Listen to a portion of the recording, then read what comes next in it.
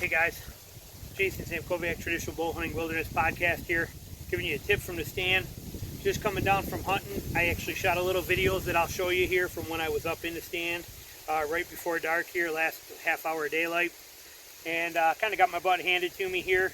So packing up right now, I don't care how much noise I make, I'm not coming back to this place. See, what I'm doing right now is I'm hunting white oak acorns. And when it comes to white oaks, the deer, they don't, when you're hunting them, white oaks are not something that you can scout for really well, or that you can plan ahead of time, or that you can do much with, because of the fact that the white oaks are basically very irregular in their cycle, but they're a key deer food source that the deer want. That becomes an issue. So all of my main spots and my travel corridors and my pinch points, they're not based around white oaks. They're based around travel, deer travel. But what happens is you get into the white oak areas, which is, this is third day of October, they're after the white oaks. So what I did is I basically look for white oaks that are going to be in clumps where there's not a huge forest full of white oaks, because in that scenario you can't break it down very well. So I look for these areas that are in the white oak areas, or in areas where it's got good bedding around them, good bedding areas in there, and then you have a clump of 10, 12, 20, 30, whatever white oak acorn trees. I find those trees, and then I start looking for the bedding that's around them, and then I try and set up as close as I can to that bedding between there and the oaks. That's basically the intention and the plan, and that's what I did here today. And it can pay off, but it's also pretty tricky at times too, because of the fact that you have no idea where exactly if they're using those white oaks or how they're coming into them.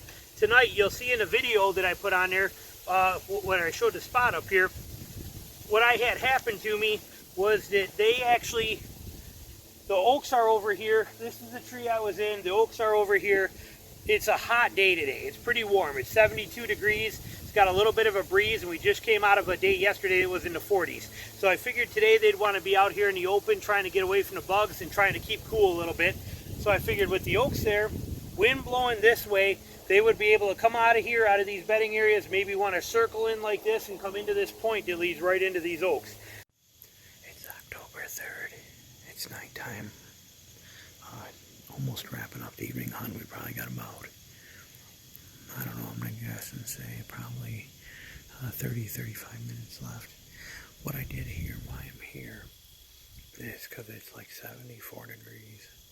And I was hoping that the deer would be out here in this more open area out here to get away from the bugs and stuff like that. So what I did is, here's what it looks like here. We got behind me all this open area, which I'm expecting the deer to not use. And then we got oaks right over here. You can see that point of oak that pops out here. And you can see it's more of this clear stuff here.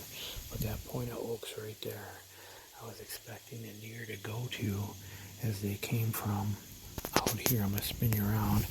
Now you can see out there all that brush country right out there. I was expecting them to be bedded there and come up this finger to this point of oaks, or be bedded out there and come up towards these oaks, or be bedded back there and come up right along here and head to these oaks and come in right at this point. These are white oaks, and they're dropping acorns in there. I can still hear them hitting. I checked it before I set up, and so I was hopeful. Behind me here, nothing but that open stuff, and then gets into those that clearing with more oaks behind it. But I was figuring that point right there that you see would be the key point that they would all kind of head to. Well, unfortunately, I've been mistaken so far. We have seen, I think I'm going to get that here. There's been, I've seen 4 deer about an hour after I got out of stand, right out of that point. It's over here, right out of there. 2 does came out and went out that way, never giving me a shot. Then I had another deer come in behind me about 45 minutes ago, blowing at me and snorting, which kind of blows your mind because of the fact that, look at again how open it is back here behind me. But my wind is blowing like from straight back, as you see my face is coming straight into my face right now. So I had a deer blowing at me and snorting there. And then out of that point too, right over here, right over there, I had another deer come out and work its way up. I could only see its tail flicking and its legs, but that was my intentions and what I was hoping for. They did not do that. Did not pan out that way, but it was a was a solid attempt. I saw a total of 4 deer, no shot opportunities, nothing that came within. Closest one to me was the one behind me that was right back here that busted me. She must have come out of that thicket over there and worked right around trying to come in this little strip that I was on here. And she ended up nailing me right over there and snorting at me. About made me jump out of my stand because I can't see over here. She scared me, and but she couldn't have been probably 20, 25 yards when I turned and seen it. I'm guessing it was a doe. I just saw the tail running off when I turned around and looked. So I don't know exactly what it was deer-wise. But these, this is the trouble with early October. In October, you're dealing with very tricky situations. I'm actually about to record a podcast tomorrow that's going to talk about a lot of that kind of stuff and why October can be so hit or miss. But when you're out here looking for these white oaks, you're not going to find a sign. You're not going to find massive trails going in and out of them.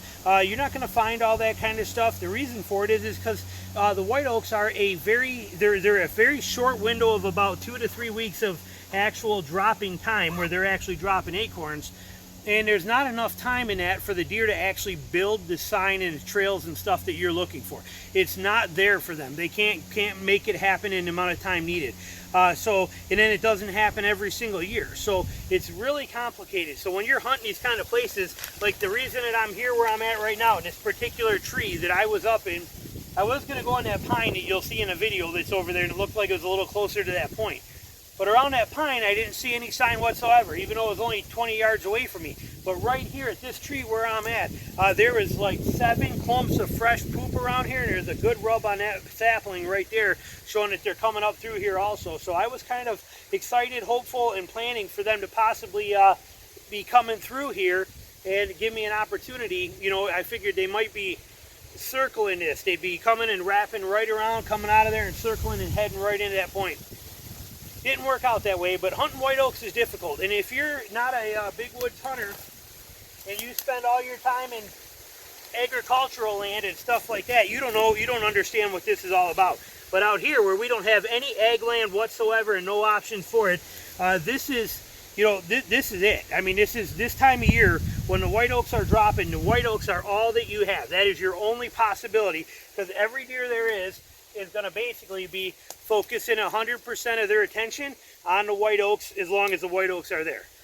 Red oaks are a little different here. They don't care about them so much, especially in the beginning, because they're loaded with tannic acids. When you have tannic acids in them, they got to be leached out first, otherwise they're too bitter for the deer, and they give them stomach problems as well too. They stomach ache like we would have. They don't like to eat them too early in the year. They need to be leached out with water running on them and rain hitting them and stuff like that, and then usually about November is when they'll start hitting the red oaks. Red oaks will drop a lot more and are more consistent, which is why a lot of gun hunters, they focus on red oak acorns, and so do bow hunters that time of year. But early October, right now, if you're hunting I'm in Michigan, or you're somewhere similar to environment to this, you got white oaks. They're going to be your key, but they're very tricky. Like I said, there's no simple way to get on these things. You have to basically figure out where it is they're, what acorn trees they're coming into, when they're coming into them, and how they're getting into them. And there's no sign telling you any of that. Nothing out there is telling you, go here, hunt this, none of that kind of stuff. So it's all a very big trial and error, kind of an adventure, something to, fight with and play with. It takes a little getting used to, but it's worth trying. It's worth doing, because in early October, that's where these deer are. They are finding white oak acorns. They are on them. The only sign you're going to really find is going to be fresh poop and fresh tracks and acorns. Still finding acorns underneath of oak trees. You're finding that where you're finding a lot of caps, but no acorns. That means they already hit it already and it's gone. They're done. They're done with that tree and they've moved on. If you're finding them with all acorns and caps on the acorns and no loose caps, that means that they haven't even made it to that tree yet. That might be something to be excited about. But like this one, these in here, you had about 50-50 of caps and 50-50 of acorns there, which meant that there's still a lot of possibility for these things to come into these trees. And they were in there while I was out here thinking, waiting for them to come. They were already in there. I watched 3 deer at 2 different times come out of that thing and work up the edge of it, probably feeding along the edge of the oaks. But they had come in from across that way, from on the other side of these oaks where it's thick over there too. I couldn't go over there because of the fact the wind was blowing this way to begin with and then turned to this way halfway through my sit. That was the travel pattern of the wind. And if it was going that way, if I was over in that actual point, I was afraid if anything came in from behind, I would blow them out. And I would have. So those deer would have never even been there if I was sitting over on that point. So you have to pick and choose. You got to fight your battles. I knew that I couldn't get any deer coming from that side, but I figured this side out here, really, really good bedding area. And if these deer wanted to come in from these bedding areas out here where they're trying to escape those bugs, they would come filtering right past this tree I was in. Sound like a plan, worked like a champ, would have been great. The only thing is the deer forgot to get the memo that was what the plan was today. So since they didn't do it, it made it where I didn't get to, get into any deer, but such is life, I mean, it's part of the game. That's why we call it hunting. It's October 3rd. I've been in the woods now for a grand total of 3 days. I hunted the first in the morning and in the evening, and I saw a deer. I had a doe come by me at 12 yards on the first morning, on opening morning, except the ferns were too tall, so all I could see was the top of her back, her neck, and her head, so I couldn't get a shot at all. So that one didn't pan out for me whatsoever. That night I did not see any deer, again chasing white oak acorns down. And then the next morning was pure rain and miserably, just a horrible pain in the butt kind of day to be out there. And that day, I did not see anything that morning either. Last night I went and hunted another set of oaks. Sorry, busy here and forgot what I was saying. Oh, so yeah, and then last night I ended up hunting another set of white oaks in there, hoping to get into deer there, and I did. Actually had one that came by me, I say one. I had one doe come by me by herself at about 6 o'clock, and then at about 7:30 I had two more does come by, but they were all just out of range. One was about 35 yards, a single one, and when the other two came by, they were at about 45, 50 yards. So no shot. But again, that's the trouble with hunting these white oaks. There's no sign. There's no built up established sign or trails or base to give you an idea what you need. You're basically just doing everything you can to pick out what area they might actually possibly be coming through. So it makes it a pain in the butt. It's hard to deal with. You got to fight your way through it the whole time. But early October, being mobile and chasing the white oaks and getting in there is sometimes your best bet. So many people complain, oh, the deer aren't hitting my bait. They're not eating any of my carrots. They're not hitting any of my sugar beets. The deer aren't here this year. They're chasing white oaks. You can't beat a white oak acorn. You cannot get a deer off of a white oak acorn. So you have to go to where the white oaks are. That's not consistent every year. They're constantly changing, and sometimes they're dropping, sometimes they're not, and these deer know where they are. They eat up a whole entire tree or a whole area of them. They move on to the next one. They're like a vacuum for white oaks. It's your responsibility, if you want to be successful at them early season, in the big woods where you don't have any agricultural, chase those white oaks down. It's going to be tricky. It's going to be complicated, but that's how I usually kill deer in the early season. Tonight, perfect example of how I do it. I just failed at it, but it kind of goes to show you. So there's a tip for you from the stand. Thanks for watching. We'll talk to you soon. Bye.